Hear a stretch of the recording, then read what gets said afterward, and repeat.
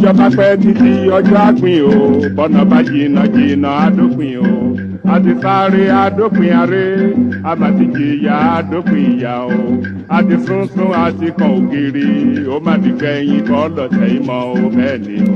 ilé òní gbóná. sùúrù Yorùbá ní kì í lópin àmọ́ tí súnsàrùn bá sọ́kò giri yóò yíjú padà tí ó sì bùjọ jẹ ìkọwọ́bọ ọmọ Yorùbá lẹ́nu yìí ti pọ̀ jù yóò sì yíjú padà jọ́ kan tí ó bu Fúlàní agbénipa jẹ mò ń bọ̀. àkàrẹ̀dù omi kọ́lé ayé òní kóró kálọ̀ dífá ọ̀run wò láyé náà la ó wà títà ó fi ṣẹ́gun lójú àwọn ọlọ́tẹ̀. ní agbára Olódùmarè ọba ìṣẹ́gun ní ti Yorùbá a ṣẹ́gun tí gbogbo ayé ò rí wípé Yorùbá ṣẹ́gun táyé ò tiẹ̀ tún bá wa tí wọ́n congratulate wa pàápàá tìgbà náà ni yẹ̀yẹ́ wa ó da ayẹyẹ tí àwọn èèyàn ò bá Yorùbá ṣe ayẹyẹ wípé a gba òmìnira mò ń bọ̀ sí. òkùnkùn ajímọ̀lẹ̀ fáwa ọmọ Yorùbá ọjọ́ ayọ̀ súnmọ́lé o. láìpẹ́ láì jìnnà ọjọ́ ayọ̀ Yorùbá ti súnmọ́lé yóò ya gbogbo ayé lẹ́nu nígbà tí a bá bẹ̀rẹ̀ sí ní yayọ̀ tòmìnira tuntun nílẹ̀ Yorùbá a kú ojúlọ́nà a kú ojúlọ́nà a fẹ́ kíra wa kú oríire náà ọjọ́ ayọ̀ wa súnmọ́lé finally mò ń padà bọ̀.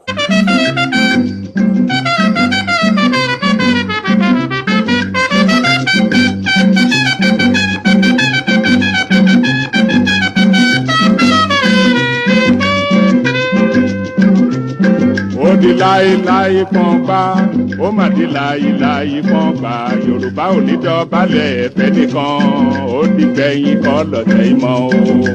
yé ẹ dìde dìde bí ológun ẹ bá jàgà sílẹ̀ o. ta Yorùbá lẹ́rú gbogbo ẹni tó fi sọ́kàn wípé àfi kí wọ́n kó Yorùbá lẹ́rú tó ní ká máa dọ̀bálẹ̀ fún Fúlàní ẹ sọ fúnrú ẹni bẹ́ẹ̀ pérémọdé lásán ní ṣe o torí Yorùbá ò ṣetán láti dọ̀bálẹ̀ fẹ́ nìkan àfi kọ́mọ Yorùbá dìde bí ológun ká bá jàgà sílẹ̀ ká rántí àwọn àrọmọdọ́mọ wa káwa náà ó ṣetán láti ṣe tó yẹ ká ṣe gẹ́gẹ́ bí ọmọkùnrin ó yá gbàǹgbé sí lẹ́ẹ̀kan sí. ẹran tí àtọmọdọ́mọ kò ní sún wa kò ní rẹ̀ wá tá ó fi ṣẹ́gun tẹni tó dé ó sàn ju ẹni tí rẹ̀ ń bọ̀ rẹ̀ ni ò ní ní dúró kẹ́dúró gbọ̀n kẹ́dúró gbọ̀n kẹ́dúró gbọ̀n gbọ̀n gbọ̀n àtùpàgbé oníkànnì ó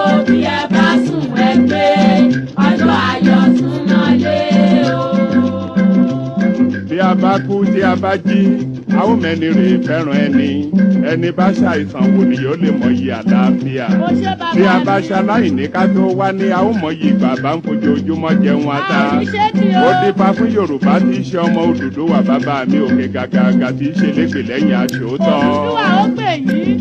Ọ̀yọ́ Ìbàdàn Oǹdó Ìjẹ̀ṣà Ilé Ifẹ̀ o. gbọ́ ohùn alóore Odùduwà ló ń pè. Àkúrẹ́ Ọ̀wọ̀ Ìkàrẹ́ Ẹ̀yìn Èkìtì ẹgbóhùn Ìgbé o. gbọ́ ohùn alóore Odùduwà ló ń pè. Ìbàràpá Ilé Ẹ̀gbádò Ẹ̀yìn Ọ̀ṣun ẹgbóhùn Ìgbé o. gbọ́ ohùn alóore Odùduwà ló ń pè. Ẹ̀yin Ìjẹ̀bú ọmọ Àlárẹ̀ ẹ̀yin Ẹ̀gbá ọmọ Lísàbí. gbọ́ ohùn alóore Odùduwà ló ń pè o ẹ̀yin ọmọ Yorùbá ọjọ́ ayọ̀ súnmọ́lé o.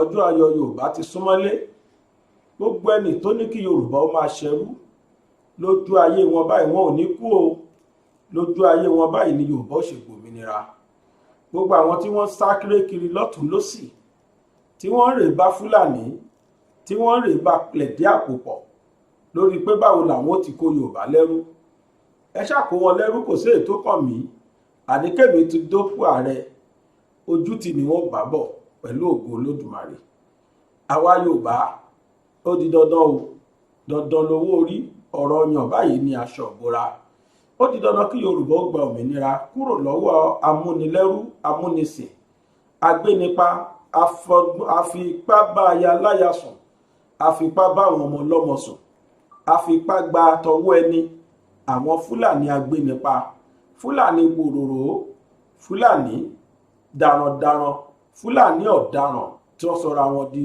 Fúlàní tí jẹ́ pé darandaran ni wọ́n tẹ́lẹ̀ àmọ́ nísìnyí wọ́n ti di darandaran lágbára Ọlọ́run Yorùbá ó bọ́ lọ́wọ́ wọn láìpẹ́.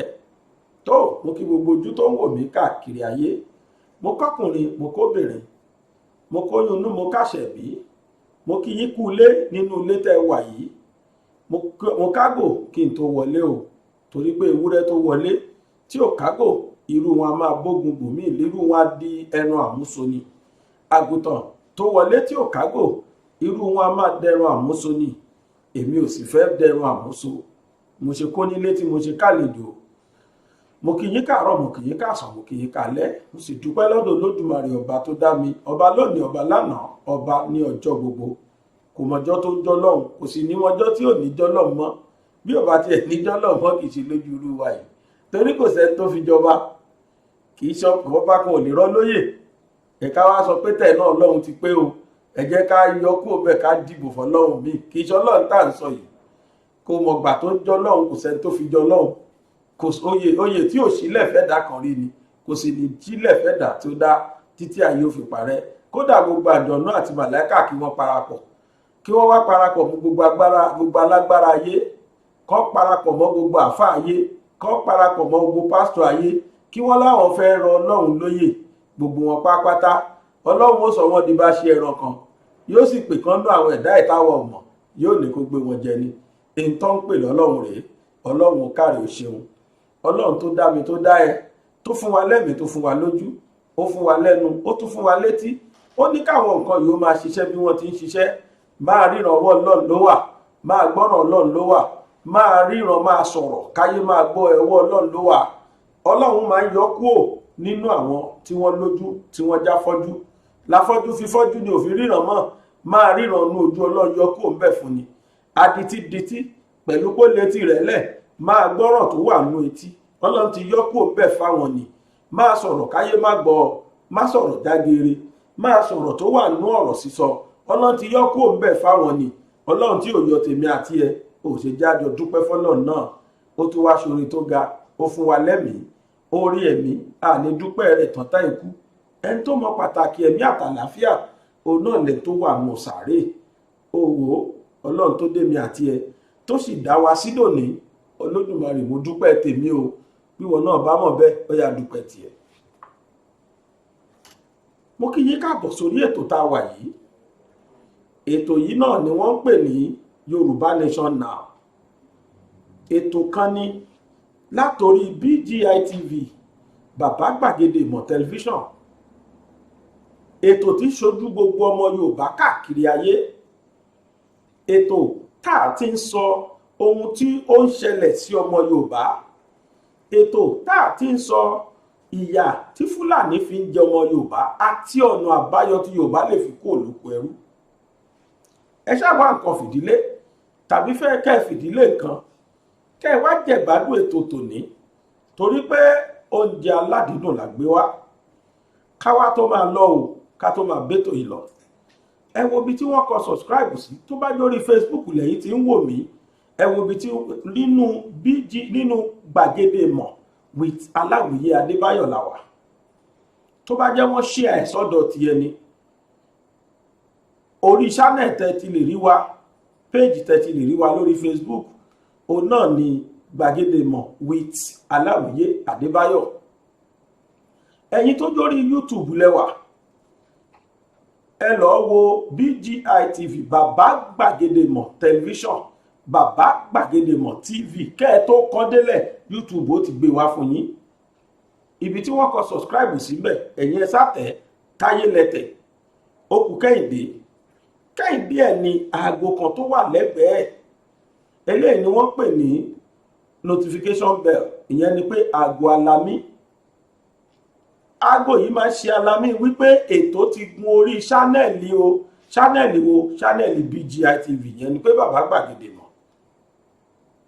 kò nídìí kẹ́ṣẹ̀ máa pè bàbá gbà olè tó fẹ́ ṣètò kí tún ní latest no tẹ́yìn bá ti tẹ aago yìí kíákíá ni wọ́n máa wá gbá lami fún yín ṣé ẹni tẹ́ bá tẹ̀ àwọn nǹkan kan ó yọ sí yín èyí tó kọ ALL ìyẹn all oníkẹ́ṣà tẹ̀ eléyìí túmọ̀ sí pé gbogbo ètò tí wọ́n bá ṣe lórí BGI TV ni mo fẹ́ máa rí notification ẹ̀ bákan náà tó ní pé ẹ̀yin tẹ́ wà lórí Instagram abẹ́yìn tẹ́ ń gbọ́ ń gbà àkọ́kọ́ a wà lórí Instagram náà ẹ̀yin aṣá lọ sáàṣì fún gbàgédèmọ̀ _22 gbàgédèmọ̀ _22 tẹ́ bá ti tẹ̀ bẹ́ẹ̀ ẹ kọ gbàgédèmọ̀ kíní àmì bíi yọ kúrò tó máa ń wà nísàlẹ̀ náà pè lọ́ndàskọ̀ ẹ tẹ̀ sí ẹ wá tẹ 22 sí kíákíá ni ó gbé wá ẹ fọ́lò wa ń bẹ̀ náà ẹ fọ́lò wa lórí Facebook kẹ́ẹ̀dẹ̀ subscribe fún wa lórí YouTube.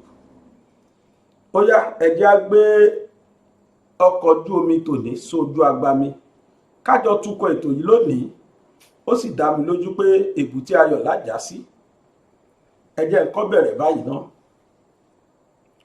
Olóyè Sunday Igboho Sunday ọmọ Adéyẹmọ tí gbogbo ayé ń pè ní Sunday Igboho mo fẹ́ bi ìjọba àtàwọn tó wà nípò àṣẹ mo fẹ́ bi wọ́n léèrè pé kí ni ẹ̀ṣẹ̀ ọmọkùnrin gan tó kúkú le tó báyìí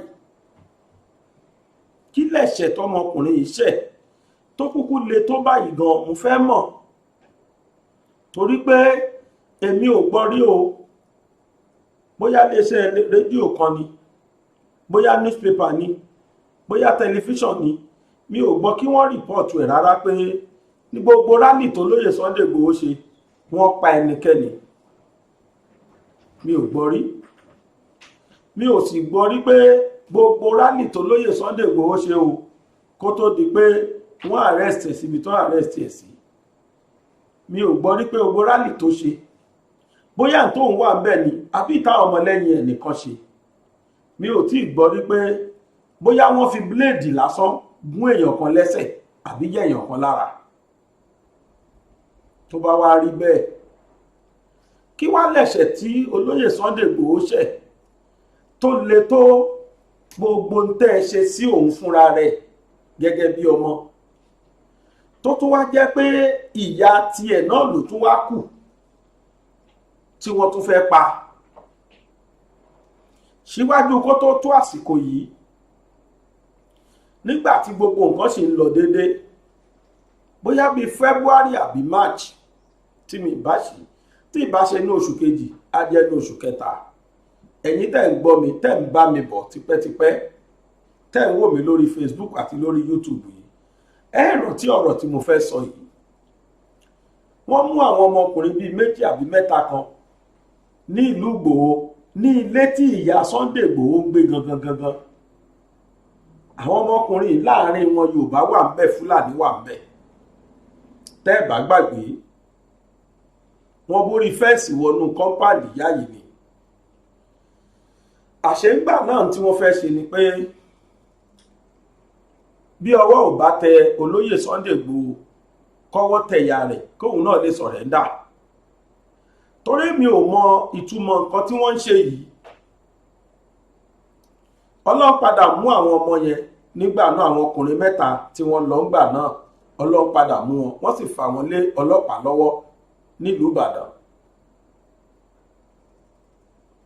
kò pẹ́ kò jìnnà wọ́n tún lọ dọ̀yà há olóyè Sunday Igboho fúnra rẹ̀ náà ní ọ̀nà Gúrúmàràjì nígbà tó ń lọ sékòó tó fẹ́ lọ ṣe mítìn pẹ̀lú àwọn Gani Adams àtàwọn míì bẹ́ẹ̀ bẹ́ẹ̀ lọ lẹ́kọ̀ọ́ ìyẹn ṣẹlẹ̀ ní March specifically ní oṣù March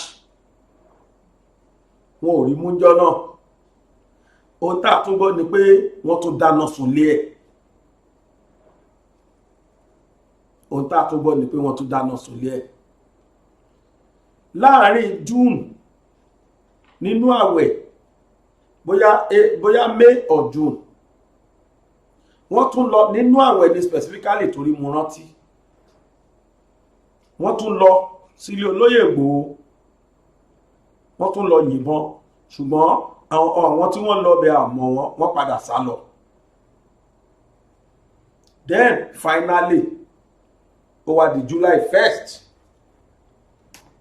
wọ́n wá ṣẹ̀ṣẹ̀ wá lọ sílé ẹ̀ tó wà ní ṣókà lẹ́yìn tí wọ́n ti rán àwọn alamí lọ tí wọ́n succeed wọ́n pa ìtàn máa pa wọ́n kó àwọn tán máa kó ṣùgbọ́n lọ́hùn yóò lóye Ìgbòho fúnra rẹ̀ gbèsè tí wọ́n dá síbẹ̀ yẹn 20 ọdún lénìí bóyá náà lè lè bá mọ́ níbi wọ́n ṣe rún ìdílé yẹn ṣáwọn mọ́tò ńláńlá tí wọ́n destroy ní ká sọ àbí inú ilé fúnra rẹ̀ tán destroy àbí ẹ̀mí odindi méjì tí wọ́n gbà níbẹ̀ ní ká sọ àbáwọn ẹni ẹlẹ́ni tí wọ́n kó nínú gbogbo àwọn tí wọ́n kó tẹ̀bára àwọn tó rẹ́rìn tó ń ṣeré kiri nínú wọn agídí lóníkálùkù ń lò torí wọ́n ti ṣe ọ̀pọ̀lọpọ̀ léṣe sára olóyè Ìgbòho fúnra lára ara ẹ̀ náà tún wá lọ láàrin July yẹn náà ni ẹni kó lè sá ó sá ẹni kó jutọwọ́ ẹ̀ lẹ̀ ó jutọwọ́ ẹ̀ lẹ̀ ẹ̀tún wá ní kó fò kó níṣó ẹ̀yin nu Ọlọ́run ẹ̀tún wá ní kó fò kó níṣó ó sá kúrò nílùú Nàìjíríà gbà tó rí pé mi òun ò safe kí ló tún kù kí lẹ fẹ́ ẹ̀tún wá lọ́dọ̀ ya ha ní Benin wọ́n mú síbẹ̀ láti inú July till now wọn ò release ẹ̀ pẹ̀lú gbogbo ariwo tó ní kálukú pa àwọn tó ń fínà mọ́ láti ilẹ̀ Yorùbá láàrin Yorùbá wọn yẹn ń fínà mọ́ torí kán lè joyè tán fẹ́ jẹ nílùú kán lè dépò tán fẹ́ dé àwọn tó ń fínà mọ́ pé kó má lè wálé ẹ ṣáà má filẹ̀ tẹ́ bá filẹ̀ àní lè dìbò 2023 àbí ìyẹn wà ńbẹ̀ oríṣiríṣi ni a ti gbọ́ tán náà ti fi lọ tí wọ́n sọ pé wọ́n ti fi lọ gbàgbé Yorùbá nation jẹ́ ká feel free ẹ kó máa ṣe kinní kan onírárá n tó ń ṣẹlẹ̀ yìí ṣẹlẹ̀ sí olóògbé Fẹlá Aníkúlápó Kútì fún àwa tá a bá ti dáyé ńgbà náà tàbá wa tá a bá àrọ̀bá tí ń ṣe bàbá àtàn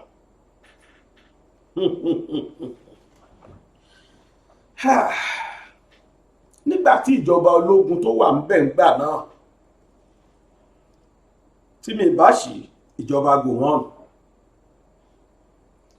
tí wọ́n dá Fẹlá lẹ́kùn títí kó yé sọ tó ń sọ mọ́ tó ní rárá tí àwọn ọmọ Yorùbá tí wọ́n kú ti ń jà fún Yorùbá wọ́n ti pọ̀ tán ti pẹ́ tán ti dìde tó sì jẹ́ pé ayé padà pa wọ́n lẹ́nu mọ́ náà ni nígbà tí ojú dúdú tòró dèmi lójú sì ń pójú Yorùbá ti là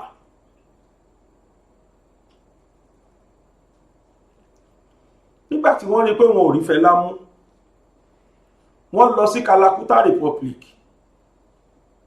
Olúfúnmiláyọ̀ Ransome Kuti ìyá tó jẹ́ pé tí wọ́n bá ń sọ obìnrin àkọ́kọ́ tó kọ́ ṣe báyìí obìnrin àkọ́kọ́ tó kọ́ ṣe báyìí wọ́n á dárúkọ fún Láyọ̀ Ransome Kuti bí ẹ̀mẹ́ta sẹ́mẹ́rin obìnrin tó jẹ́ pé òun ló gbèjà àwọn obìnrin nílẹ̀ Yorùbá nígbà ayé Aláké kan tó ń jẹ́ Sir Adémọ́lá Ọládàpọ̀ nígbà tí wọ́n ní dandan àfikóbìnrin máa sanwó orí. This woman was learned ó ka ìwé débi tẹ́dà ń kàdé àtòun àtọkọ ẹ̀ Olíkóyè Ransome Kuti. Wọ́n lọ sí Kalakuta Republic wọ́n lọ gbé ìyá yẹn látorí òkè kẹta ni wọ́n ti ju ìyá sílẹ̀ tẹ́sẹ̀ kan kódà ó dọ́rùn bọ̀ pàápàá wọ́n padà àwọn náà ni wọ́n padà ṣekú pàyà yìí nígbà tí gọ́ọ̀mẹ̀ntì máa sọ wọ́n ní unknown soldier ni unknown government ni wọ́n lò nísìn unknown soldier ni wọ́n lò nígbà náà wọ́n padà pàyà yẹn náà létà nígbà tí wọ́n máa sọ wọ́n náà unknown soldier ni. ó tún wá dorí olóyè Sunday Igboho òun tá a tún gbọ́ òun náà ni pé tí wọn ò bá rólóyè Igboho mú táwọn ò bá rí fi ṣe nǹkan kan àwọn ò gbéyà ẹ̀ an attempt to kidnap that woman happens yesterday tí bàṣánù ajẹjẹta bẹta náà lèmi ṣẹ̀ṣẹ̀ gbọ́ kí lẹ ṣe ọmọkùnrin gan kò yé mi ìyà tí ò tún ṣẹ̀ tí ó rò ẹ̀ lọ ka mọ́lé. I gbọ́ from a reliable source wípé ọ̀tọ̀ ní nǹkan tí DSS fẹ́ lọ ṣe lé olóyè Ìgbòho jọ yẹn they wanted to go there kill everybody silently and claim on no soldier kill them n tó fẹ́ lọ ṣe jọ yẹn nìyẹn. Fortunately for us and unfortunately for them Lady K wà láàrin àwọn tó wà nínú ilé yẹn ọmọ yẹn gbé life tọmọ yẹn gbé yẹn ó ká wọn lọ́wọ́ kò wọn ò lè ṣe tó fẹ́ ṣe mọ́ despite that fact wọ́n sì pẹ́ ní méjì.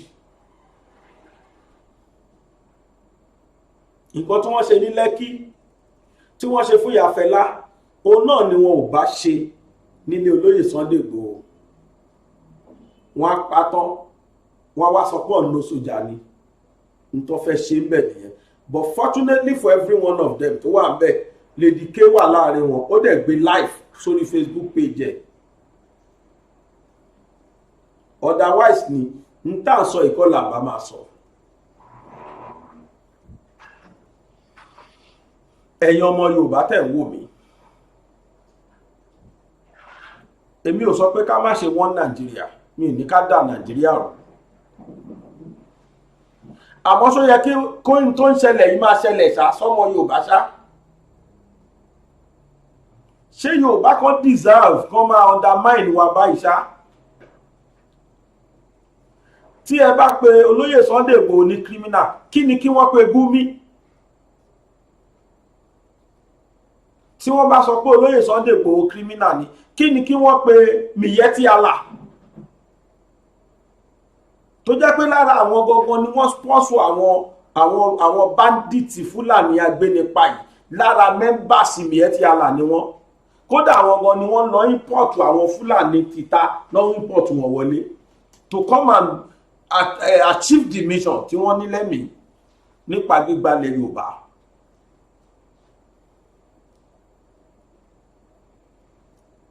ẹ̀rí ọmọ wà níbi tó wà kí lẹ tún fẹ́ o tó tún wá jẹ́ ìyá ẹ̀ ló kàn lẹ́ attempt láti gbé àbí láti pa.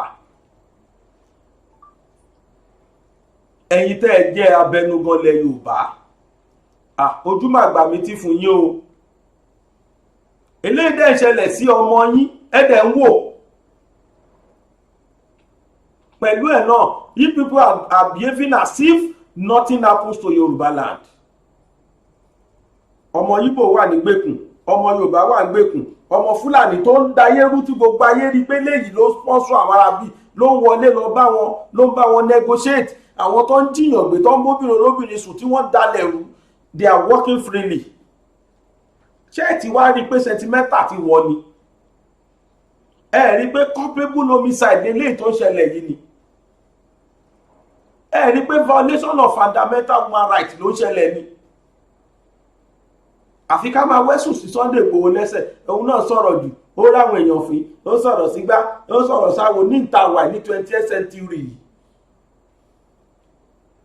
ṣó dìgbà tán bá pa Yorùbá tán ni. in tó ń ṣẹlẹ̀ ńlẹ̀ Yorùbá yìí ọdọ́ ó ti di kárí ayé aṣọ ní ṣúgà báyìí o mo fẹ́ ní tilẹ̀ Haúsá gan fẹ́ ju tiwa lọ báyìí but àwọn Haúsá ń sọ̀rọ̀ day in day out àwọn olórí wọn sọ̀rọ̀ dé even láìpẹ́ ní Sultan of Sokoto tó dó lórí gbogbo ọba ilẹ̀ Haúsá ló sọ̀rọ̀ láìpẹ́ yìí ọba tí wá ń kọ́ kí ni wọ́n sọ kí làwọn olórí ọba tí wá sọ wọ́n tún wọ́n sọ̀rọ̀ àwọn di politician tí wọ́n ń campaign fún candidate kan ni your people are dying and you keep on campaigning for people for politicians ẹjọ́ ṣé bó ṣe yẹ kó rí nìyẹn. ṣé ká sọ pé Yorùbá ṣì ayé wa ni àbí ká sọ pé àṣìyàn kí ni tó ń ṣẹlẹ̀ gan sí Yorùbá kò yé èmi ẹ rí gbogbo àwọn olórí ilẹ̀ Yíbò ni títí mọ́ bá wọn ni wọ́n kóra wọn lọ sí Àbújá tó ń lọ ń jà fún Nnamdi Kanu. àwọn olórí ti wá lọ Àbújá lọ gba instruction ni ẹ sọ fún pé yé sọ̀rọ̀ mọ́ wọ́n dà wọn náà dẹ̀ ní God láti wá sọ fún pé yé sọ̀rọ̀ mọ́ wọ́n tiẹ̀ tún sọ pé a ti sọ fún pé yé sọ̀rọ̀ mọ́ president ní pé yé sọ̀rọ̀ mọ́ kò gbọ́ ní o ó rúdú rágbàfẹ́ torí ẹ̀ ló ṣe wà níbi tó wà. Gumi rúdù jù bẹ́ẹ̀ lọ Gumi rágbàfẹ́ jù bẹ́ẹ̀ lọ. In fact, Gumi is threatening the security of this country. Ó tún sọ pé nígbà tí wọ́n pe àwọn Boko Haram tó pe àwọn bandits ní terrorist ó ní wọ́n á rí ṣége ó ní wọ́n ṣẹ̀ṣẹ̀ máa wá bẹ̀rẹ̀ sí ní operate sí Nàìjíríà ni. But nothing happens to Gumi that said that.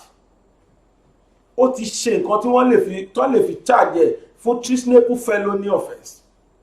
Nobody ever said anything lórí Gumi.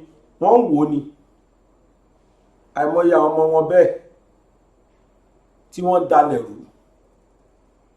Gumi sọ̀rọ̀ ẹ̀ di middleman láàrin ẹni tó bá jí gbé àti abductors wọn tí ń ṣe Fúlàní tí ń ṣe bandit tí ń ṣe terrorist. Fulani Gumi turned himself to middleman láàrin wọn. Olúwa sọ ó tiẹ̀ tó sọ pàápàá kẹ ẹ fún wọn amnesty ẹ̀yin náà lẹ́fà tó fi ń ṣe bẹ́ẹ̀ ìkíjọba pè wọ́n kó fún wọn nílẹ̀ dáadáa tó dẹ̀ fún wọn lówó tó tówó ẹ̀yin state governors ẹ pé àwọn Fúlàní yẹn jọ ẹ fún wọn nílẹ̀ lọ́dọ̀ yín ẹ fún wọn lówó owó tó tówó ẹ rí pé wọ́n ní pààrọ̀ èèyàn yín mọ́. You are saying that and yet the man is not beyond the bar till now. Ẹ jẹ́ kíjọba Nàìjíríà sọ ẹ̀ṣẹ̀ kan péré tí Ìgbòho ṣẹ̀. Just say it ká gbọ́ pé ẹni yẹn o a declare wanted and wá nítorí wípé ó ṣe báyìí. If it is not that, he is calling for self-determination and self-determination is part of Nigeria constitution. Even kì í ṣe Nigeria kí náà pé United Nations recognize it is in their constitution. So what else? Why is he now named? Why is he now tagged as a criminal?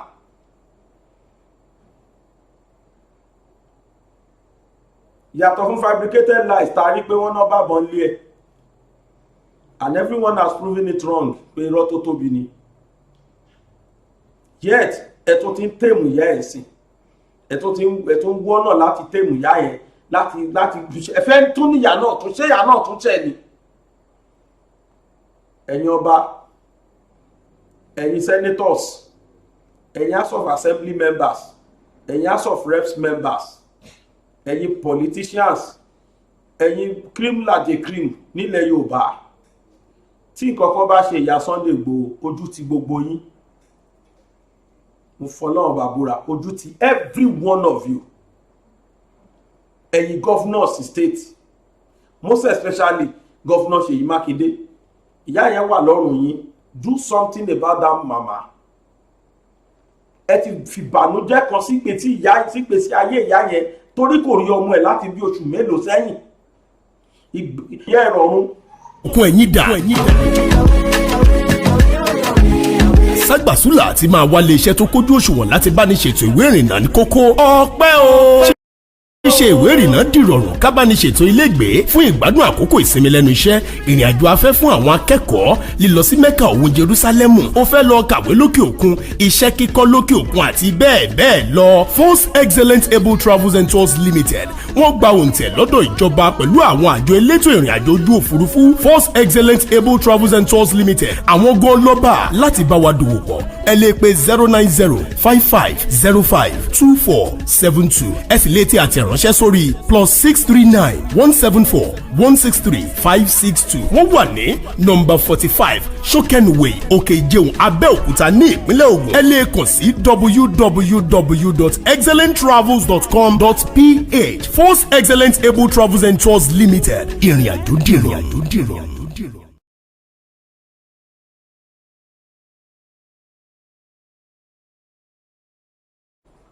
Irú ìbànújẹ́ wo ni ìbàjẹ́ kí màjèsí kó tojú òbí ẹ̀ rọrùn? wọ́n ti dá ìbànújẹ́ ayérayé sí ẹ̀mí ìyá yẹn ọ̀rẹ́dì nípa wípé wọ́n gbé ọmọ ẹ̀ pamọ́ tí ò rí tó sì tún jólú ọmọ tí ìṣọmọ lásán. Ta ló mọ iye tó ń fún ìyá yẹn lóṣù? Ta ló mọ bó ṣe ń bọ́ ìyá yẹn? Ẹni mélòó ló rántí láti lọ síbẹ̀ lọ fún ìyá yẹn ní kankan láti dọ́ọ̀tí nǹkan ti ṣẹlẹ̀ sí i?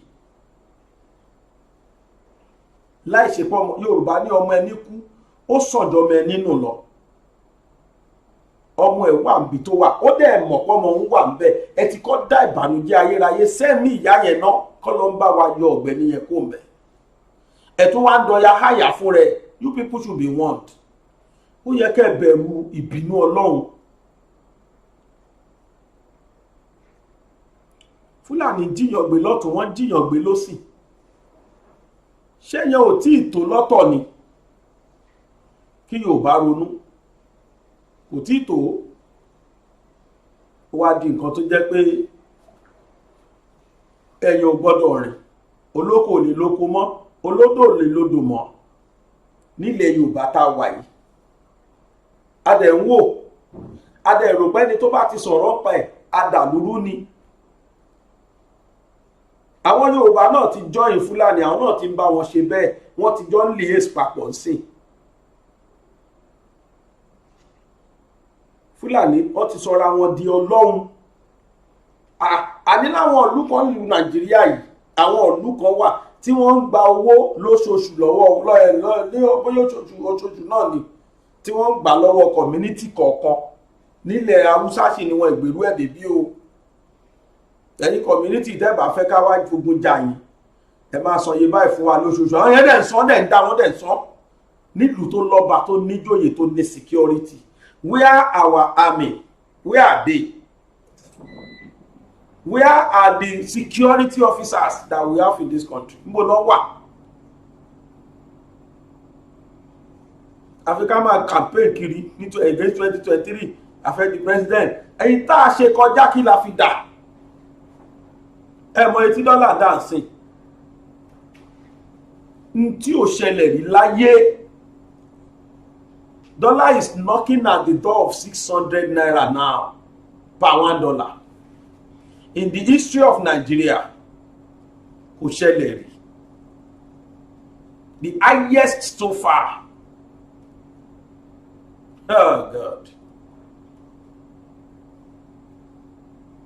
Ọlọ́run á yọ́nú sí wa. Nínú àwọn ọba tó jọba ilẹ̀ Yorùbá, méjì jáde láyé léraléra nínú wọn. Ṣọ̀ún ti Ògbómọ̀ṣọ́, àwọn pé 95 years kí wọ́n tó jáde láyé. Ọba Ọládùnní Oyèwùnmí Ajagungbadé kẹta, Ṣọ̀ún ti Ògbómọ̀ṣọ́, wọ́n lọ síbi àgbáńrè wọ́n sì ti sin wọ́n. Wọ́n á fẹ́ kí àwa náà wo, torí pé ọba Yorùbá ni wọ́n, ó di dandan ká bá wọn kẹ́dùn. Gbogbo ẹ̀yin ará Ògbómọ̀ṣọ́, ẹ kú ara fẹ́ra kú bàbá o, ẹ kú lédè bàbá. Bàbá náà dàgbà, wọ́n fọwọ́ pa wọ́n fèrè gìjòbì. Ẹṣin ọba wọn jókòó pẹ́, because 95 years is not a joke. Ẹ jẹ́ ká wo bọ́ọ̀hún ṣe rí, torí àwa náà bá wọn dógbómọ̀ṣọ́. Ẹ jẹ́ ká gbọ́ tí wọ́n bá bọ̀ látògbómọ̀ṣọ́. Wọ́n bọ̀. Eriwo àjànàkú ti sùn bí òkè, ó di péré, ó di lálejò ọ̀run ká tó tó rọ́bà wa. Ọba Ògbómọ̀ṣọ́. Ó kí gbogbo ọmọ Ògbómọ̀ṣọ́ ti bẹ nílé lẹ́yìn òdi ẹ̀kọ́ ara fẹ́ra ọba wa tọ́wọ́ àjà. Ó di péré o. Ọba Jímọ̀ Oyèwùmí Ajagungbadé ẹlẹ́ẹ̀kẹta Ṣọ̀ún Àkànó nílùgbẹ́lùgbẹ́. Bí ọba wa ilẹ̀ rẹ ni o. Ẹ má kú ojú òpódì afẹ́rẹ́ òjò ló kú lẹ́nu Ṣàún ṣọ̀fọ̀. Ṣọ̀ún Ògbómọ̀ṣọ́ lọ́nu. Ọ̀pálábá ọtí òyìn ó fọ́ òun bá sọ kò lè rí sọ. Ọba wa Ajagungbadé ti lọ. Oyèwùmí. Ọba Ògbómọ̀ṣọ́ ibi ọba wa ilẹ̀ rẹ ni lórí ìrì ọba ó di gbére o ó di gbére mọ̀láyàrin pàdé lójú alábìrì ó di gbére o ọba Ajagungbádé Ṣàngó Ògbómọ̀ṣọ́ ìjọba ń jẹ lájú ọ̀run nìkan ọmọ báwọn jẹ ọmọ bàrùbá àkànwọ́ ọ̀gbìn Ajagungbádé onídùúgbẹ́dùgbẹ́ èyìnbó funfun ọ̀dọ̀ balẹ̀ fọba láàlẹ́ níwájú ọmọ ọ̀dẹ́rùn kẹ́ni bàbá olómi ń gbé wọ́n tu. bẹ́ẹ̀ ni ọmọ Ògbómọ̀ṣọ́ ajílété bí wọ́n gbé ń jẹ káàkó tó mú ọyàn gan nílé ìjókì òró ọmọ ajílété gbọ́dọ̀gún. ó di gbére ọba Ògbómọ̀ṣọ́. ó kọ́ jàjàjà kókó ọlẹ́wúlò Ògbómọ̀ṣọ́ rí o. ọkọ̀ alájà dúdú ọkọ̀ alájà pupa torí rògbòdò bí ẹ̀yìn ọ̀sẹ̀. ìyọba wà ilẹ̀ rẹ ni o. gbogbo ọmọ Ògbómọ̀ṣọ́ ẹ̀kọ́ aráfẹ́ra kù ọba onínúure tọ́lọ. àbíkú solóògùn dèdè ọba tọ́láyà tí sòdodo. káàbọ̀ àbíkú solóògùn dèdè ọba tọ́lọ́ǹkẹ́ tó ń kóhun. Ṣàngó Ògbómọ̀ṣọ́. èyìnbó funfun ọ̀dọ̀ balẹ̀ fọba aláàfin Ṣàngó níwájú ọmọ ọ̀dẹ́rùn kẹ́ni bàbá olómi ń gbé wọ́n tù. bẹ́ẹ̀ ni Ajagungbádé ò sì gbéra rẹ̀ ọba onínúure. bàbá ò lè dìde mọ́. ó di gbére ọ̀dàrin kò pàdé dojú alábìrì náà nù. Ṣàngó Ògbómọ̀ṣọ́. gbogbo ọmọ Ògbómọ̀ṣọ́ ìníṣẹ́lédè lẹ́yìn ọba onínúure tó ti lọ. ó di gbére o.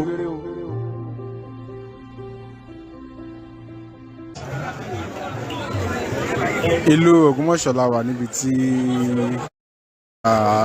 wọ́n ti ń ṣe ẹ̀yẹ ìkẹyìn fún ọba Jimoh Ajagungbádé kẹta ti Ògbómọ̀ṣọ́. àwọn tá a ti rí nínú àwọn tó dúró láti rí gómìnà tẹ́lẹ̀rí fún ìpínlẹ̀ Ọ̀yọ́ olóyè Adéwọlú Ládọjà, igbákejì gómìnà ìpínlẹ̀ Ọ̀yọ́ Engineer Abdulkadir Dayo Lawan tó ń ṣojú gómìnà ìpínlẹ̀ Ọ̀yọ́ Ṣèyí Mákindé. The directions of Baba Ṣọ̀ún Allahu Akbar. This is the head of Buhari. Senator Adéṣe Ayọ̀adé àti àwọn èèyàn jàǹkànjàǹkàn tó jẹ́ ọmọ orílẹ̀ Ògbómọ̀ṣọ́ mìíràn la rí tí wọ́n wà ní ìkàlẹ̀ nílùú Ògbómọ̀ṣọ́ láti ṣe ẹ̀yẹ ìkẹyìn. Ṣọ̀ún ti ilẹ̀ Ògbómọ̀ṣọ́ tó papòdà ní àárọ̀ yìí.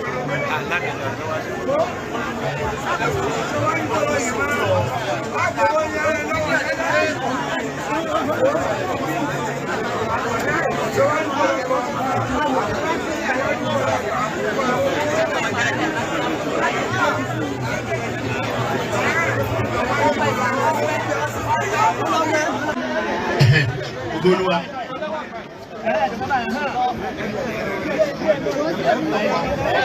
Baba Imamu ti dé sọ́fúnlélà asúnlélà.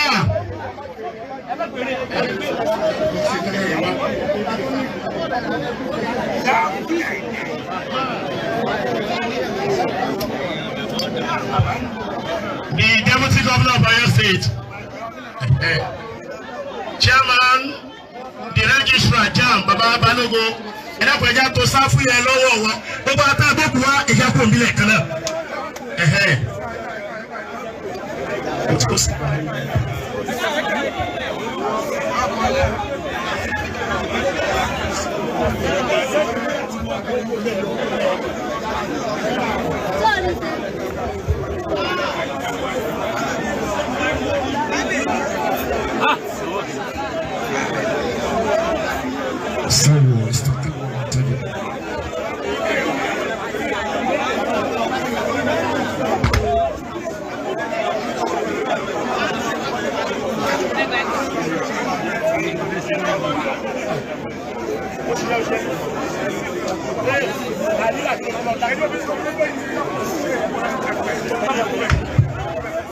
Istaqimu wa'tadilu. Ẹjọ́ jẹ́ adákẹ́ torí Ọlọ́run. Sawu. Allahu Akbar.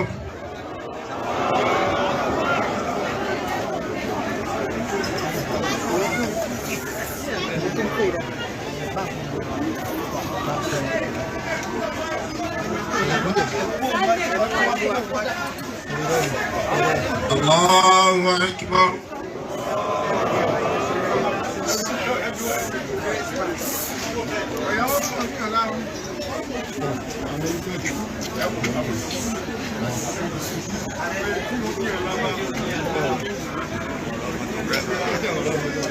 Allahu Akbar.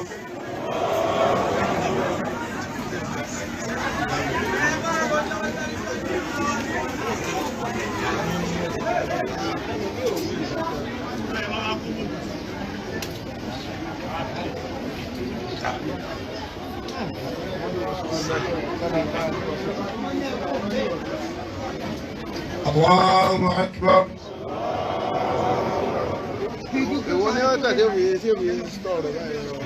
Assalamu alaikum wa rahmatullah. Assalamu alaikum wa rahmatullah.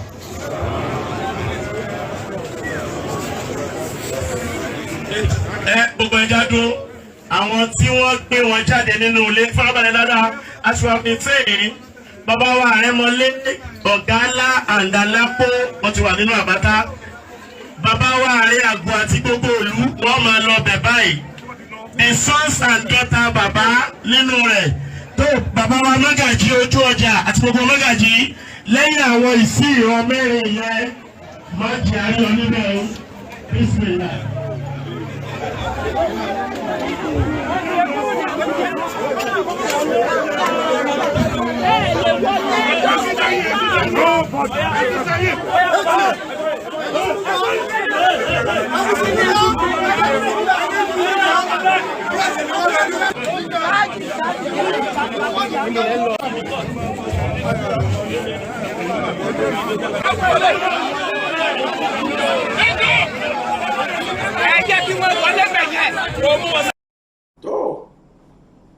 tó kábíyèsí ọba ọládùnní oyèwùnmí ajagungbadé kẹta ṣọ̀ún tìlú ògbómọ̀ṣọ́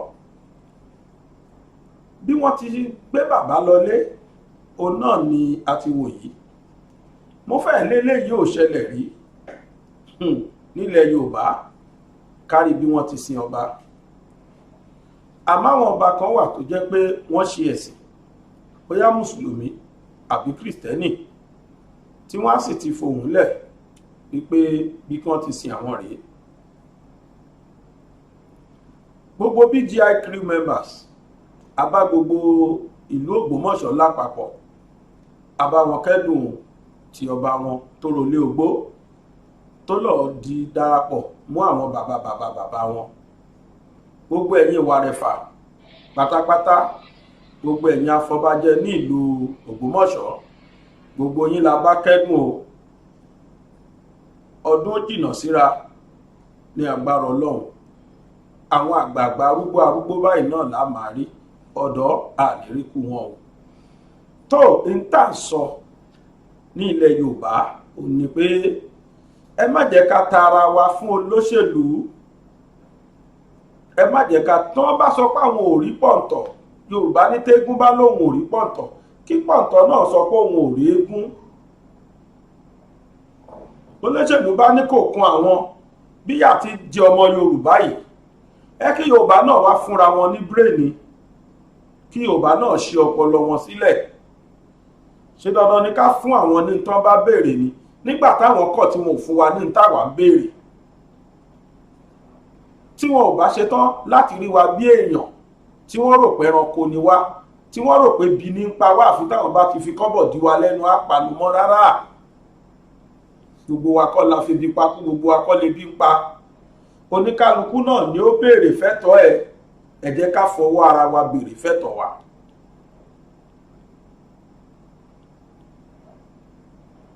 Báyọ̀ Adébánjọ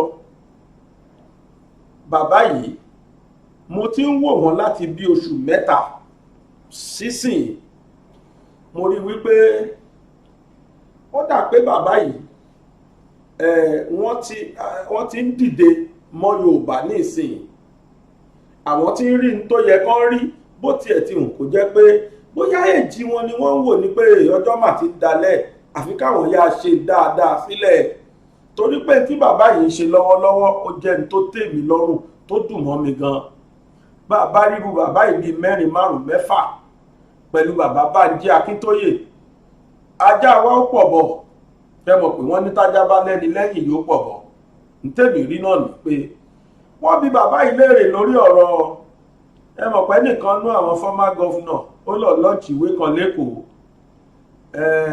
oríṣiríṣi ló ṣẹlẹ̀ ńbẹ̀ wọ́n wá bi pa Ayọ̀ Adébánjọ léèrè bàbá yìí sọ àwọn ọ̀rọ̀ kan bẹ́ẹ̀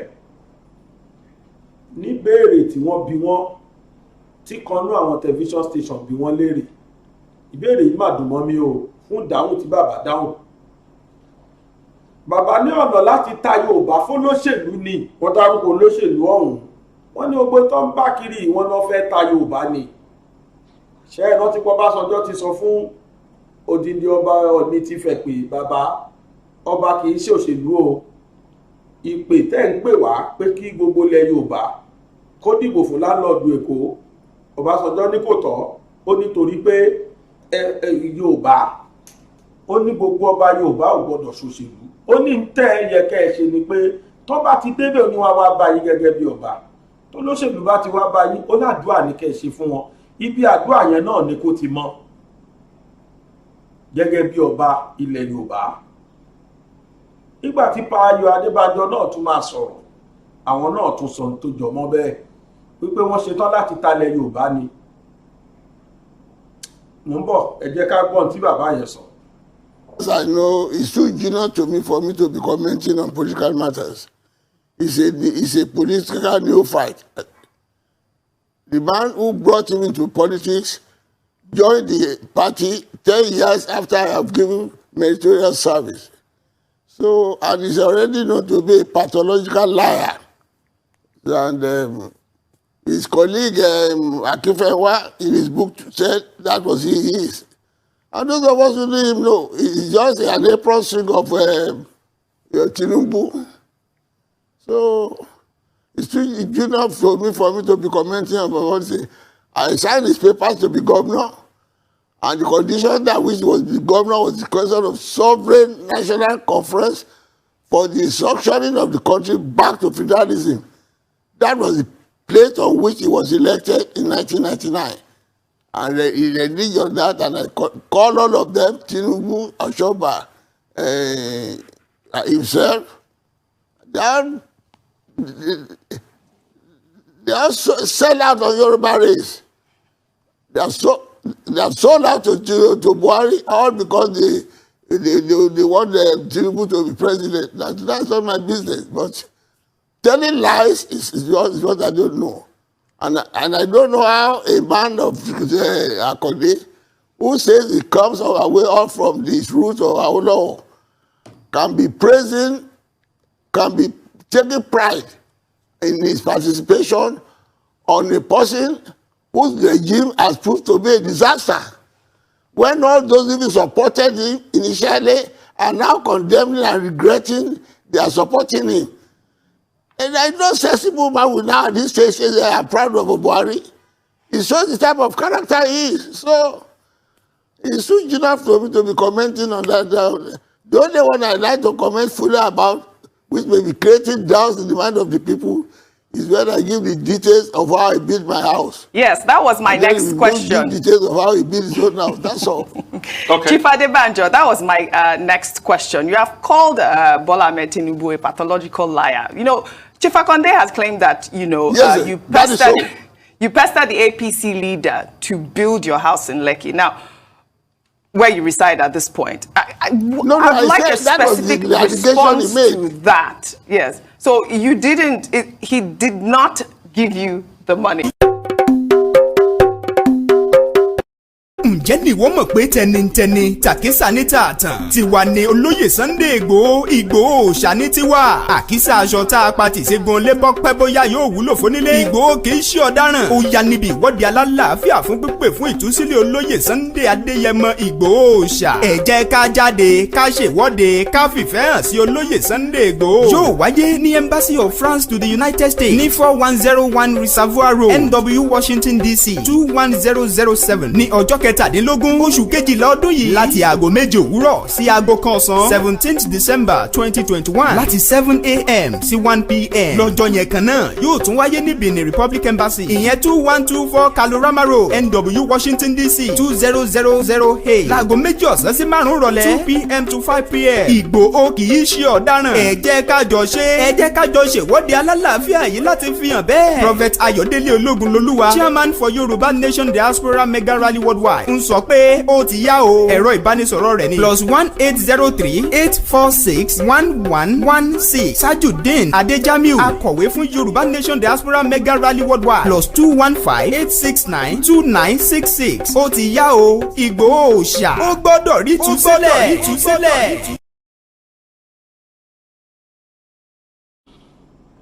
Pa Ayọ̀ Adébánjọ rally tí àwọn ọmọ Yorùbá fẹ́ ṣe ní Amẹ́ríkà ní Benin Republic Embassy nípa kan lè fi Sunday Igboho sílẹ̀ òun lẹ́gbọ́ tí a ṣe jíǹgù ẹ̀tọ́ yẹn. Mo ṣe ládùúrà pé kọ́lọ́hún jẹ́ kí ọjọ́ kò rí tó. Pa Ayọ̀ Adébánjọ ọ̀rọ̀ tí wọ́n sọ ọ̀rọ̀ tó tíìkì ni bí ò tiẹ̀ pọ̀ tá a ṣó fún yín, àmọ́ ọ̀rọ̀ yẹn ọ̀rọ̀ tó tíìkì ni. Àwọn tó sì gba ẹnu wọn náà ni wọ́n sọ yẹn. Tó bá jẹ́ pé gbogbo àgbààgbà Yorùbá náà ló ń gbóhùn sókè báyìí kí lẹ rò kó fẹ́ ṣẹlẹ̀ náà? Bọ̀bọ́ kọ̀rọ̀ yẹn tó lóṣèlú bá ti ẹnu ti panu mọ́, ṣé Yorùbá ní tójú bá jẹ wọ́n ní tí ẹnu bá jẹ ojú á tì. Nígbà tágbàlagbà ò bá ti kí ẹ̀ mọ́ tí bàbá òbí tí ò kan bàbá mọ́ pé kọ́ máa pa ọmọ òun bó ṣe wù wọ́n, ẹ sá ti kó owó ẹ̀mí wọn wá. Torí owó ẹ̀mí ni mo rí tí wọ́n ń gbà.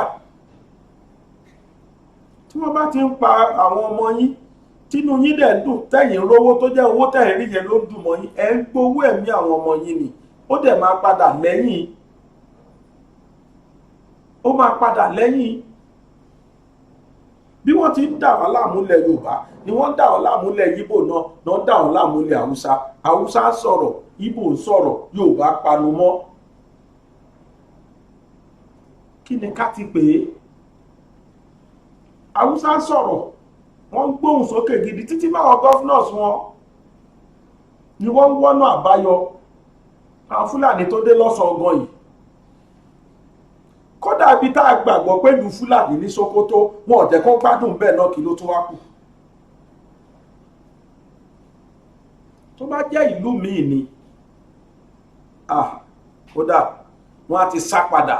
Wọ́n ṣe lọ ṣe irú ẹ̀ Bẹ̀nẹ̀, ṣe báwọn Fúlàní Bẹ̀nẹ̀ náà wọ bí Nìjẹ́rì wọ́n wà ń bí, wọ́n wá ní Nàìjíríà wọ́n rí bí ilé ọlọ́ràá, wọ́n nílẹ̀ Yorùbá bí ilé ọlọ́ràá bá ti gbé wọn wọ́n kú gọ̀, wọn kúrẹ́ ní máa gbèjà wọn, bàbá ti gbowó lọ wọn á gbé wọn á mówó yẹn wá at all cost. Ẹ̀yin àgbààgbà tó ń bẹ́ẹ̀ lókè ẹ̀ tó kéṣe o, ọmọdé ń bọ̀ wá dàgbà o. Ẹ̀yin ló ń dà àkùkọ yes àwa ti mọ̀ o, ọ̀dọ́mọdé á dàgbàlagbà, àgbàlagbà á dàrúgbó. Àyùbá ló kọrin yẹn. Ẹ̀yin àgbààgbà tó wà lókè ìsìn ẹ tó kéṣe. Àwọn ọmọdé náà ń bọ̀ wá sípò yẹn à ń bọ̀ wá dàgbà. Ntẹ́ ẹ bá sì ṣe léni ọ̀rọ̀ ọ̀tàn ní lọ́la, ìtàn ò ní gbàgbé yín láéláé.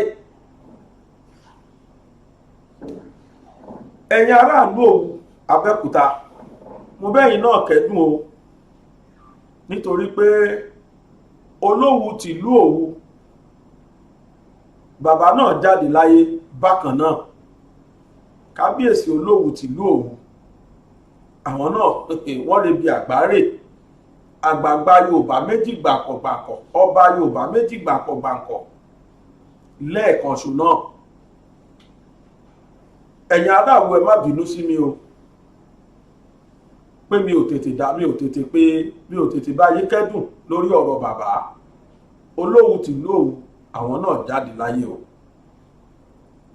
Tó ẹ̀yin àgbààgbà Yorùbá ẹ bá wa wá nǹkan ṣe sí tó ń ṣẹlẹ̀ ńlẹ̀ Yorùbá yìí. Kọ́dọ̀ ọ̀dọ́ náà ṣetán láti dìde. Ọ̀dọ́ náà ṣetán láti dìde. àtijọ́ tí olóyè ti wà mí tó wà kò tí ẹ̀ ṣe gbọ́ kò ṣe gbọ́ sétí kò ṣe gbọ́ ṣẹ́yìn orí tó ń ṣẹlẹ̀ ń lu yìí ni ajá mọmọ tiẹ̀ fún lọ́mú ó wá mọmọ tèkùrú ó mọ̀ kì mọ́lẹ̀ àwọn fọwọ́ ra ọmọ wọn lórí àdàbà wọn fi ìyẹ́ tiẹ̀ bu ọmọ tiẹ̀ ó wá ń kọ́ ọmọ adìyẹ mọ́lẹ̀ àìmọye àwọn ọmọ haúsá tí wọ́n dalẹ̀ àmọye báyìí náà rí tútà fúlàní yẹn pa kí lẹ rí tí wọ́n ṣe sí. Gumi is a living example kódà láìpẹ́ yìí ó ní fídíò kan jáde síta tí wọ́n kó aṣọ kọ́sítọ́ọ̀mù sí wọn lọ́rùn well known bandit wọ́n fún kan ránkì tán kò mọ bọ́ ṣe ń salute ẹgbà tí ó gba training kò mọ bọ́ ṣe tọ́jà ń kọ́ ni ó yá yíjú síbí látúndébẹ̀ látúnyí síbí kí á làwọn ọmọ Nàìjíríà ti wá fọ́tò ẹ̀ jáde pé ẹwẹ́ ní tọ́kaṣọ sí lọ́rùn wọ́n fún ní DSP BDSC dẹ̀ náà pè ní custom 3 stars ipò ọ̀gá ó dẹ̀ gba sálárì Nàìjíríà sọ̀wọ́ àwọn ọmọ tí wọ́n nìyẹn àwọn ọmọ tí wá ṣe là lé wọn fẹ́kùn pàjẹ́ Sani Abacha ẹ lọ sí Kano kẹlọ ọmọ ṣe ń fi orúkọ ẹ̀ sọ àwọn nǹkan Sani Abacha stadium Sani Abacha airport Sani Abacha kìíní kan náà fi sọ kiri pẹ̀lú bó ṣe ṣe tún nílùú yìí bójú ọmọ Yorùbá ni ìdílé ẹ̀ dáràn á ti sọ lórúkọ wọ́n á tiẹ̀ ti sọ lóko wọ́n á ti sọ ìdílé ẹ̀ lóko pa bó jẹ́ Yorùbá ni. Kódà mo gbọ́ láìpẹ́ yìí pé Major Al-Mustapha àbí mo gbé wá Hamzat Al-Mustapha àtọ́jọ́ dayérú ìyẹn fẹ́ gbàpò ti president báyìí ọmọ Abacha àpapọ̀ ti gọ́fúnà ní Kano Kano wọlé primary ní bóyá ìbàdí gọ́fúnà kí ló kù ó dẹ̀rẹ̀ ní tẹ̀lóhun bọ́mọ ẹnìkan dọ́rú ẹ̀wò lẹ̀ Yorùbá ìtàn àti ẹ̀ ti jẹ́ káwọn ẹbí ẹ̀ ronú kú àbí kìí ṣe Yorùbá ni tó àfikọ́ lọ ń ṣàánú wa ẹ jẹ́ ká wá nǹkan ṣe sọ́rọ̀ ìyá olóyè Sunday ń kọ́kọ́ ò gbọ́dọ̀ tó ṣe ìyá yẹn in tó ti wà lára ẹ̀ ti wà lára ẹ̀ ọ̀rẹ́dì ẹ̀mí gígùn ni mò ń tọrọ fún ìyá yẹn kọ́ lọ ń ṣàánú kó bá wa dá sí kọ́mú ẹ̀ tó dé ẹ fi kẹ́ ẹ tó fi ọmọ ẹyẹ kẹ́ ẹ tó fi iná jó ọmọ ẹran ẹ fi jó ara yín wò ẹ fi jó ara yín wò pé tó bá jẹ́ ọmọ ti yín ni wọ́n gbé síbi tó gbé sí báwo lẹ fẹ́ rí lára yín bó ṣe máa rí lára yín yẹn ló ṣe rí lára ìyá yẹn lọ́wọ́lọ́wọ́ báyìí ọmọ tí kìí ṣe pápúṣẹ̀ tí ìṣe pówó ló ń wá ìjà tó lóyè Ìgbòho jà yìí kódà ìjà ọmọ yín náà wà ńbẹ̀ ìjà ọmọ tèmi náà wà ńbẹ̀ ìjà gbogbo wa wà ńbẹ̀ torí tó bá dáa tán yàtọ̀ fún pé mi á jẹ àwọn ọmọ mi náà àdébà tó dáa ẹ ṣe bí ìlú ṣe wà tẹ́lẹ̀ rẹ ni mo gbọ́ nítọ̀ mi ò tí ìwé mi ò tí ìdàgbà tó bẹ́ẹ̀ gbà náà ṣùgbọ́n mo gbọ́ nítọ̀ pé ní ayé ìgbà kan ní 70s stroke early 80s tí èèyàn bá lọ sí yunifásitì wọ́n ní pé student affairs ni wọ́n máa kó employment letter lọ nígbà tí iléeṣẹ́ wà tí iléeṣẹ́ pọ̀ wọ́n á kó employment letter lọ sí student affairs student ló máa lọ wo ètò bá wùn student ló máa lọ wo ètò bá wùn nínú àwọn companies yẹn wọ́n á ti sọ síbẹ̀ níbi bàyà nídìí èèyàn báyìí owó báyìí la máa sọ fún sálárì nǹkan báyìí la máa fún wọ́n á ti kọ́ gbogbo ẹ̀ student là wá lọ síbẹ̀ lálọ check èwo ló wù mí nínú gbogbo employment tó wà ń ta yìí òun ló máa mú pókè company yìí wù mí láti ṣiṣẹ́ ó ń ṣẹlẹ̀ bẹ́ẹ̀ go to Dubai ẹ̀rí àwọn ọmọ Dubai tó bá wù wọ́n kọ́ ṣiṣẹ́ rárá kì í ṣiṣẹ́ ìdọ̀tí ẹ bá dé airport ẹ dá wọn mọ wọn mọ white tí wọn ló máa funfun tó ẹ mọ̀ parabo lélẹ́yìí ẹ rí fọkànbalẹ̀ wọ́n fẹ́ celebrate 50th anniversary sí 50 years 50 kí ni Nigeria celebrate 50 kí ni by next year ó yẹ ká pé 60 àbí 50 kí ló yẹ ká pé 1960 sí 2022 ẹ bá jẹ́ a lè dá dúró kódà a lè dára ká bá sọ pé àdádúró ń bọ̀ mọ́ bára ló ṣáà máa dúró a lè dára. China ni àti túkà díẹ̀ lẹ́yìn Amẹ́ríkà sí àwa àti China nísìn olótún fún wa lọ́yàn mu at our age. Go to Dubai 50th anniversary pé àwọn papọ̀ àwọn the United Arab Emirates no first celebrate. Go to that country ẹ lọ sí Dubai nìkan as a city, just one city in one country. Ẹ lọ wo the best city níbẹ̀. Nígbà táwọn olórí wọn lo owó tí wọ́n rí dáadáa tí wọ́n dẹ̀ ronú pé báwo nílùú yìí ṣe fẹ́ gòkè tí kìí ṣe pé báwo làkáǹtì tàwọn ṣe fẹ́ tóbi. Look at what is happening here. Ọmọ jáde léèwé tó kò ríṣẹ́ fi ṣe wọ́n gun márúwá kiri wọ́n gbọ̀kadà kiri. Àwọn èèyàn dẹ̀ sọ̀rọ̀ nípa ẹgbẹ́ wọn tátì mọ́lé káàkiri ẹfà ọmọ tí yín lẹ́kọ̀ọ́ máa dáyé rú lọ. Ẹ̀yin Yorùbá náà dẹ̀ rẹ́rìn. Àwọn kan tún máa sọ wọ́n Nàìjíríà la fẹ́. We are in one Nigeria, are we blind? Ṣáà rí pé wọ́n slavery náà fi wá jẹ ni. A rí pé wọ́n undermine wa ni. Why don't we speak up? N tá bá fẹ́ ká sọ pé a fẹ́. Irú ẹ̀ làwọn bàbá Fáyọ̀ Adébánjọ sọ lọ́wọ́lọ́wọ́ yẹn. That the cheating is just too much on us. Ó ti pọ̀ jù. Ẹ lọ káàkiri ibi tó ti ń gun márúwá. Ẹ lọ máa wo spoken English àwọn tó ń gun márúwá yẹn. Ẹ ṣe sẹ́sọ̀ wọn. Ẹ ní pé 70% of them are graduates. And 70% tó jẹ́ graduate tó gun márúwá yẹn 50% inú wọn ló jẹ́ pé wọ́n gbé márúwá yẹn fún ó ṣàgbàwà ní òun kọ́ lónìí bó ló ti fẹ́ rówó rà èlò náà ń tà ń sìn márúwá ti ń kọlẹ̀ fún 1 million bó ló ti fẹ́ rí ìyàwó wà ní ọmọ wà ní ìyá ẹ̀ tó ta èrò láti fi rán léèwé ìyá yẹn náà wà bẹ́ẹ̀ òun ló sì ń bọ̀ ó sì máa sanwó deliver lálẹ́ kí ló máa ṣẹ́kù púpọ̀ nínú ọmọkùnrin tó yẹ kó márì ni ò lè márì mọ́ sí bẹ́ẹ̀ ló ní ọmọ àlè bó ṣe káàkiri. They can't marry because they don't have the resources to take care of them. Àwọn obìnrin kọ́ wọ́n sára wọn dàṣẹ́wó ó ná ọmọ yahoo ṣe rí wọn lò because they want to make the two ends meet. They are all graduates. Iṣẹ́ tó fẹ́ fi ṣe dà every time they land graduate síta millions every year. Ẹ lọ wo ìyàwó tó serve. And yet you don't want us to speak about it. Wọ́n fẹ́ ká sọ ń pa ẹ̀.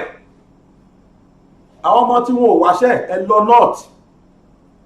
Kò sí bó tí wọn kàwé tó ọmọ wọn ló máa jẹ́ general manager ní ẹ lórí. Òyìnbá ka primary 6 kí wọ́n jẹ́ professor ń kọ̀ọ̀kan wọn. Ọ̀rọ̀ ọ̀hún léwu. Àtọwà mú káwí tán ọwá lọ́dọ̀ ya háyà yẹ. Wọ́n fẹ́ gbé. Nǹkan kò gbọ́dọ̀ ṣe yá yẹn o. Tí nǹkan bá ṣe ojú tì ló jẹ́. Tí nǹkan bá ṣe yá yẹn ojú tì ló jẹ́ o. Ìgbò sọ̀rọ̀ Haúsá sọ̀rọ̀ Yorùbá panumọ́ nílẹ̀ Ìgbò wọ́n ṣẹ̀ṣẹ̀ kú àwọn kan sí they are 30 in number 30. Odindi abúlé kò dídí ìlú kan báyìí àwọn yẹn ti sá lọ ní Imo State. Odindi local government wọ́n ti sá dànù nígbà tí ojú tají ni gbé òjẹ̀ kan gbádùn wọ́n ti sá kúrò ní local government. Imagine a whole local government àwọn kidnappers dem terrorize wọn bẹ́ẹ̀ àwọn yẹn ti sá lọ tí wá gbígbà ní ìgbọ́rí láyé mi láì ṣe pé bóyá àdúgbò kan a whole local government. To God be the glory torí pé corporation wà àwọn èèyàn ready láti sọ̀rọ̀ sókè wọ́n ti mú àwọn ènìyàn 30 of them ni wọ́n kó. The worst part ni pé wọ́n tún sì wà bá lára àwọn tí wọ́n jí gbé wọ́n bá wọn bẹ̀ lọ́dọ̀ àwọn ẹni tí wọ́n gbé wọn yẹn kì í wá ṣe yẹn nìkan wọ́n tún wá bá lára wọn tí àwọn wọ́n tún wá bá nínú àwọn èèyàn tí wọ́n ti pa tí wọ́n gé ẹran wọn tí wọ́n roast ẹ̀ bí súyà tó ń jẹ. ẹ̀ṣáwọn tó tiẹ̀ bá màálù sùn kí ló kù tí wọn ò lè ṣe ìbára náà rí wọn máa dá màálù gbálẹ̀ wọn máa bá sùn ìwà ẹranko láàrin ẹ̀dẹ́ èèyàn àná wọ́n bá wọn tó ń rọ́ọ̀sì èèyàn lọ́wọ́ tí wọ́n ń jẹ ọ̀gá DSS kan ló sọ̀rọ̀ ló ṣàlàyé ẹ jẹ́ kó bí àmì witness irọ́ tí wọ́n ń pa ẹ̀ ó yá ẹ̀jẹ̀ àwọn mò ń bọ̀. About 0100 hours this morning, a joint security team comprising the military, the police, and the DSS stormed the camp in Oda in Imo State and Lee community in Anambra State. Yeah, and when we got there, we noticed that the community has been deserted. These boys have taken over the community. They've carved out swaths of land for themselves, and that is a brand of insurgency. There is nobody, it's just a ghost town. Everybody has disappeared from this town.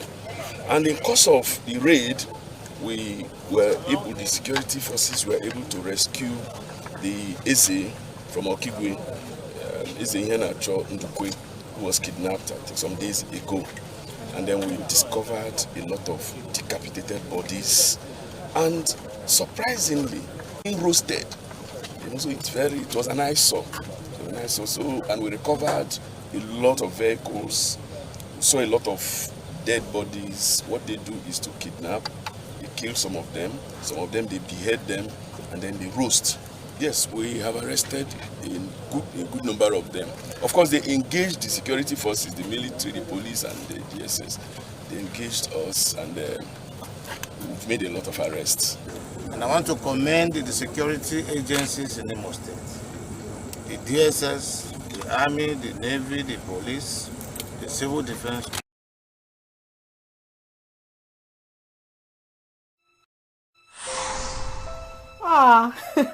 Àkànní ò tún gba fọ́tò lọ́wọ́ rẹ̀. Gbogbo nǹkan tó ṣẹlẹ̀ àti tí ò ṣẹlẹ̀ gbogbo ẹ̀ ló sọ fámọ̀kẹ́. Tó jẹ́ pé fọ́tò mi làkànní fi ń to gbogbo ilé tó máa ń fi mí yangàn ní gbogbo abúlé. Kò lẹ́tùtù bẹ́ẹ̀ ni kò lẹ́bọ̀. We lè fún you $3,000. Dollars. Ẹ sà ṣe ló tẹ fún mi. Orí pípé yẹn gan náà ni mo fẹ́ emphasize lórí. Ṣé ẹ wá ṣọ́ra fún àwọn ohun ìbínú. By force and by fire, you are coming with me. Ó ń kọ́ bo. Kí ni nǹkan tó ń sọ lẹ́nu náà? Kí ló ń bẹ̀ fún? Ẹ̀gbọ́n kí tiẹ̀ ní big deal gan. Èèyàn báyàwó ọ̀rẹ́ láṣepọ̀ kí ni big deal? Get out of this house now! Ìwọ, màá jẹ́wọ́ fún ẹ pé Amẹ́ríkà yìí ló bá mi. Màá jẹ́wọ́ fún ẹ. Ṣé mo pa àjọmọ̀ nǹkan tó ń lé ni? Àjọmọ̀ nǹkan tó ń lé. Wàá rí náà wò. Tábà máa ṣerú nǹkan bẹ́ẹ̀. All of them for putting their heads together and making sure that at least Imo people will come home to celebrate Christmas. It has been a very thing of worry, wondering how entire local government like Osun local government will be abandoned in the hands of criminals and cannibals. From what we have seen, you will not agree with me that these are ordinary criminals and bandits who has no future, who has no plan, who are killing human beings and roasting human beings, eating human beings, cannibals. How else are we supposed to treat this kind of idiots if not to ensure that the law does its course? Ọlọ́run á ṣàánú wa. Advert tẹ wá rí láàrin ẹ̀ ni wọ́n pè ní májẹ̀mú Amẹ́ríkà. Mo ti sọ́rí. Májẹ̀mú Amẹ́ríkà yìí ìtàn tó yẹ kí gbogbo wa wò ni tó sì ń ṣẹlẹ̀ lójoojúmọ́ sí ọkọ àtìyàwó àti àwọn èèyàn ni. Lágbára Ọlọ́run specifically láàárọ̀ ọjọ́ Christmas a máa gbé sáyé kẹ́ fi ṣe Christmas kẹ́ gbádùn ẹ̀ níjọ́ Christmas ní orí channel wa yìí BGI TV Bàbá Gbàgede mọ̀ ibẹ̀ lẹ́ ti wò lágbára Ọlọ́run ọba ní ìjọ́ Christmas gangan lọ́n the 25th of December a gbé sáyé tí gbogbo yín á wò ẹ ṣáà kò dúró náà. Ìtàn kan ní bákan náà ni pé gbogbo àwọn tí wọ́n wà nínú fídíò yìí àwọn tí wọ́n làmìlaka nínú iṣẹ́ eré orí ìtàgé ní Nàìjíríà àti ní òkè òkun. Wọ́n ṣúùtì fídíò yìí Nàìjíríà Amẹ́ríkà ni wọ́n ti ṣe gbogbo ẹ̀ láti bẹ̀rẹ̀ dópin Amẹ́ríkà ni wọ́n ti ṣe. ẹni tó sì ṣe ó náwó sí débi wípé ó wá kó àwọn eléré wá bí ó kó wọn lọ sọ́hùn òun ló san owó tó àǹfúrò ẹ̀. ìgbà tí mo kàn máa rí ló ní bàbá gbàgede mọ̀ ìwọ lóhùn òun kó bá òun ṣó ẹ̀ nínú channel ẹ̀ ni mo sì fẹ́ kó ṣó ẹ̀ tó láìpẹ́ ẹ̀rì wò lágbára Ọlọ́run which is on the 25th of December òun la fẹ́ fi ṣe Christmas fún gbogbo àwọn followers wa ọ̀fẹ́ lẹ́ máa wo lágbára Ọlọ́run ọ̀fẹ́ ni ẹ sá kò jù lọ́nà. Yorùbá ẹ jẹ́ ká dìde gìrì ẹ jẹ́ ká dìde kíá ẹ jẹ́ ká rí n tó yẹ ká rí ẹ jẹ́ ká rí n tó yẹ ká rí kájọ ṣe n tó yẹ ká ṣe pàápàá jùlọ kájọ ṣiṣẹ́ lórí báwo lolóyè Ìgbòho ṣe máa kú òǹbí tó wà ọkùnrin yóò ṣẹ̀kòrò is a billionaire mi rí billionaire tó fẹ́ ṣe tó ń ṣe yẹn mi rí kó dẹ̀ dìde ẹ wo gbogbo tó lọ fún ó wá sọ rẹ̀ di bébì ó sọ rẹ̀ dọmọdé Ọlọ́run á yọ́nú sí wa o Ọlọ́run á ṣàánú wa o ẹ jọ̀ọ́ o gbogbo ẹ̀yin tẹ́ bá jẹ́ létò ààbò ẹ bá wa dáàbò bò yá yìí nǹkan kan ò gbọ́dọ̀ ṣe o nǹkan kan ò gbọ́dọ̀ ṣe o nǹkan kan ò gbọ́dọ̀ ṣe o ẹ̀yin ará Ìgbòho ẹ má fi yá yìí lọ́rùn lẹ́ o ẹ má fi wọ́n lẹ́ o ẹ̀yin ará Ọ̀yọ́ state generally ẹ má fi yá yìí lẹ́ o gọ́fúnà Ṣèyí Mákindé àǹfààsìkò yìí pè yín o ẹ bá wa dáàbò bò yá yìí kankan ò gbọ́dọ̀ ṣe bíbá àṣẹ ò bá ṣe kò sí tí bàálà fẹ́ lá o Yorùbá bó lè gbè mí òòṣà bó lè gbè mí ṣe mí bó ṣe bá mi o bẹ́ẹ̀ bá lẹ̀ fi yẹ ọmọ èrè bẹ́ẹ̀ bá lẹ̀ níjà fún fífi ọmọ ìyá yìí sílẹ̀ ẹ fi ìyálẹ̀ jẹ́jẹ́ sáyé ẹ o ìyá ò tẹ̀ kòrò kò mọ nǹkan kan o kẹwàálẹ̀ máa gbéyà kọ́mọ lè sọ̀rọ̀ ẹ̀ dà kì í ṣe ìwà tó dáa kì í ṣe ìwà tó dáa o Ọlọ́run á yọ́nú sí wa o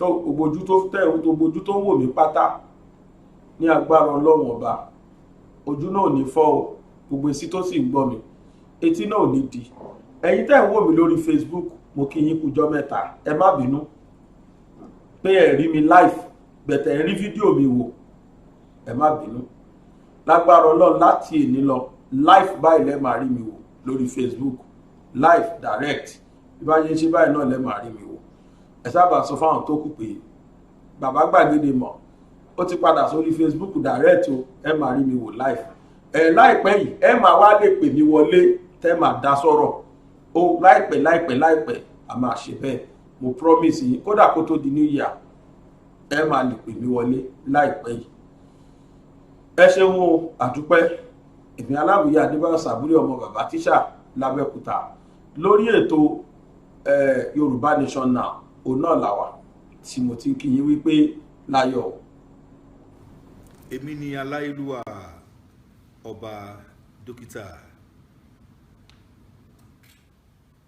Adédòkun Ọmọnìyí Àṣọlá Bọ́lárìn aróyin kẹ́yè kínní ọ̀ràngún ti ìlú Òkè Ìlá ní ìpínlẹ̀ Ọ̀ṣun ẹ̀yin yan wa mo rọ̀ yín o ẹ máa bá mi wo BGI TV bàbá gbàgede olólùfẹ́ Yorùbá ni ó fẹ́ òótọ́ sísọ ó máa fẹ́ràn àwọn ènìyàn ó fẹ́ràn wa nílẹ̀ Yorùbá ẹ máa wo ibi tó yẹ ká máa bò ní gbogbo ìgbà ibi tá a bá dẹ̀ ti lè ran ilé iṣẹ́ yìí lọ́wọ́ ẹ jẹ́ ká ràn wọ́n lọ́wọ́ wọ́n ń ṣe nǹkan tọ́lọ́run nìkan wá ṣe ni ojú wa ò ní fọ́ o etí wa ò ní di o iléeṣẹ́ náà kò ní dàrú iléeṣẹ́ náà á máa dàgbà sókè ni BGI TV ẹ má fi ṣeré ẹ máa wò lóòrèkóòrè.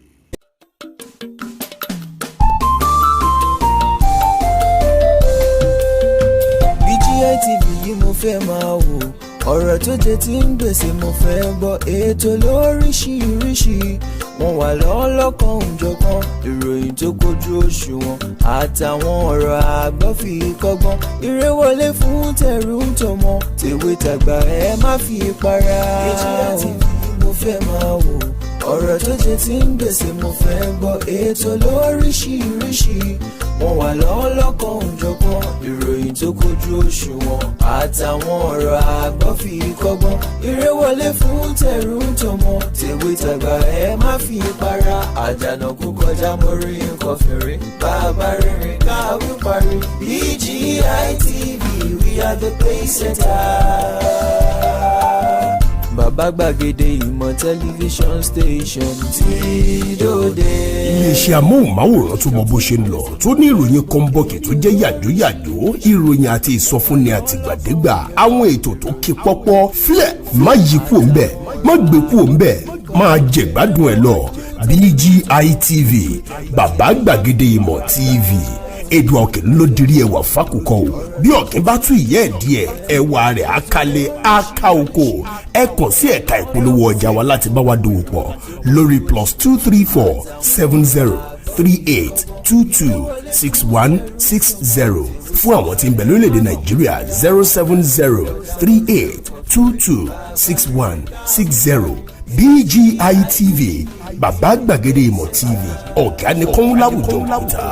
Bàbá gbàgede ìmọ̀ tẹlifíṣọ̀n station tí dòde.